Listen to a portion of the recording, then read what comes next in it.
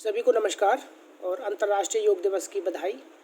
आज मैं आपके समक्ष पांडु रोग के द्वितीय प्रस्तुतिकरण के लिए उपस्थित हूँ, जिसमें पांडु रोग के पूर्व रूप और रूप यानी लक्षणों के बारे में विचार विमर्श करेंगे।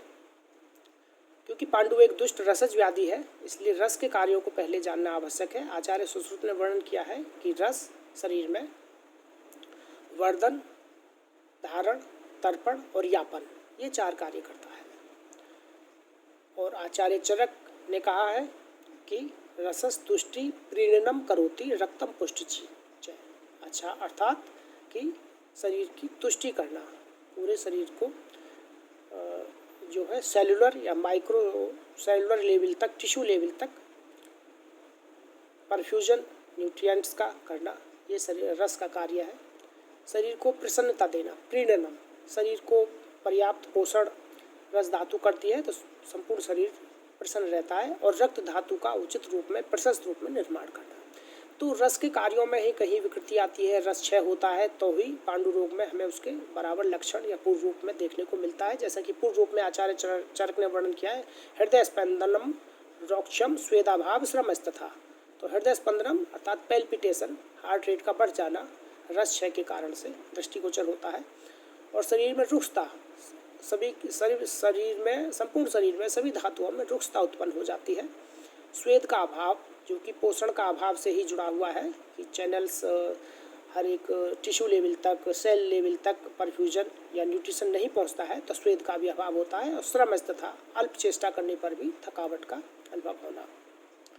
लक्षणों की जहाँ तक बात है तो कर्ण छेड़ी हतानल दुर्बल सदन अन्य द्विट, अर्थात कानों में ऐसे शब्दों का सुनाई देना जो कि एग्जिस्ट नहीं कर रहे हैं, जिसको टिनिटस हम बोलते हैं। रक्त के दुष्य होने के कारण ये लक्षण होता है।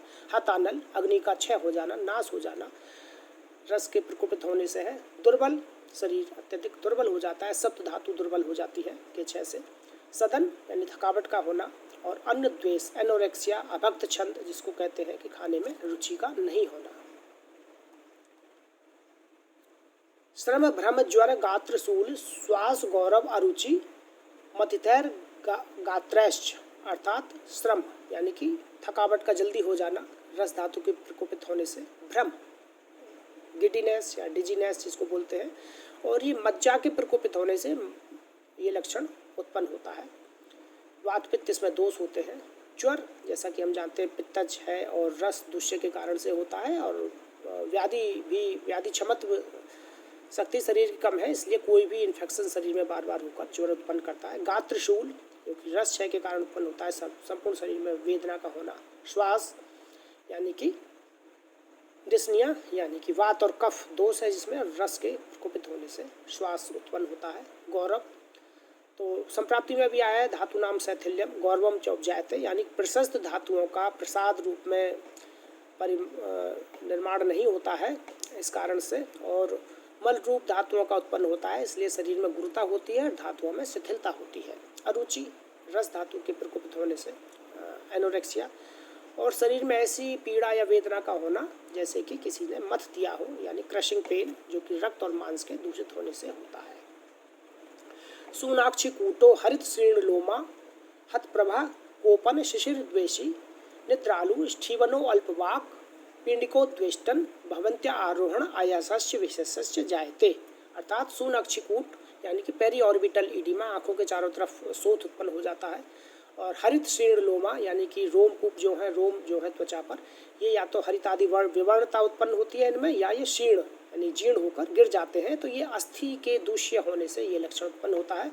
अत प्रभा, जो नॉर्मल प्रभा है वो रक्त की दुष्टि होने के कारण से शरीर में नहीं रहती है, प्रभा का नाश होता है। कोपन यानी कि एंगर यानी गुस्सा, रक्त की अल्पता के कारण, रक्त की दुस्ती के कारण और पित्त के प्रकोप होने से ये लक्षण उत्पन्न होता है। शिशिर द्वेषी, वात का उत्तरोत्तर शरीर में अधिकता हो जाती है, रस की क्षय होता है या रस प्रकोपित रहता है शुरू से ही, तो शीत आदि आहार विहार को वो शिशिर द्वेषी मतलब पसंद नहीं करता है, क्योंकि वात शीत गुण से युक्त है और उत्तरोत्तर धातुओं के क्षय से शरीर में वात की अधिकता है, तो उष्ण आहार विहार को अभिनंदन करता है। निद्रालु या स्लीपनेस या अत्यधिक तंद्रा का आना कफ दोष के कारण और रस के प्रकोपित होने से जैसा कि आया शरीर में गुरुता रहती है।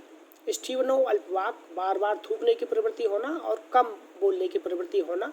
तो ये रस के प्रकोपित होने से स्टीवन अल्पवाक होता है। और आधुनिक चिकित्सा विज्ञान में भी यह है कि गैस्ट्रिक म्यूकोजा आयरन डिफिशियंसी के कारण से बार बार सेटिंग होने लगती है, वो झड़ जाती है, इसलिए बार बार थूकने की प्रवृत्ति होती है। पिंडकोद्वेष्टन यानी काफ मसल्स, पैरों की काफ मसल्स में ये स्पाज्म होता है।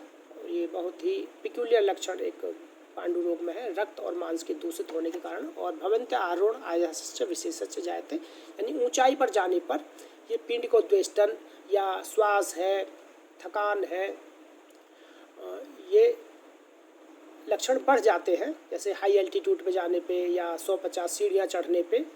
तो ये बहुत ही इम्पोर्टेंट लक्षण है, क्योंकि आधुनिक चिकित्सा विज्ञान में भी है कि जब हाइपोक्सिया की कंडीशन होती है तो हार्ट को ज़्यादा बार पंप करना पड़ता है ब्लड को कार्डियक आउटपुट बढ़ाने के लिए, और ऊंचाई पर जाने पर ऑक्सीजन का धीरे धीरे प्रेशर कम होने लगता है, तो ये लक्षण उत्पन्न होता है। यहाँ पर ये रस और रक्त के प्रकोपित होने के कारण से उत्पन्न होता है।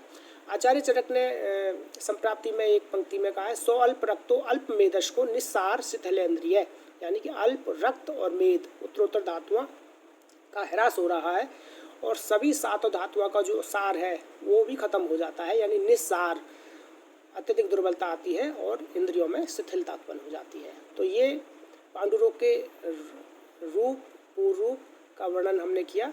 अगले प्रस्तुतिकरण में हम चिकित्सा का वर्णन करेंगे। नमस्कार।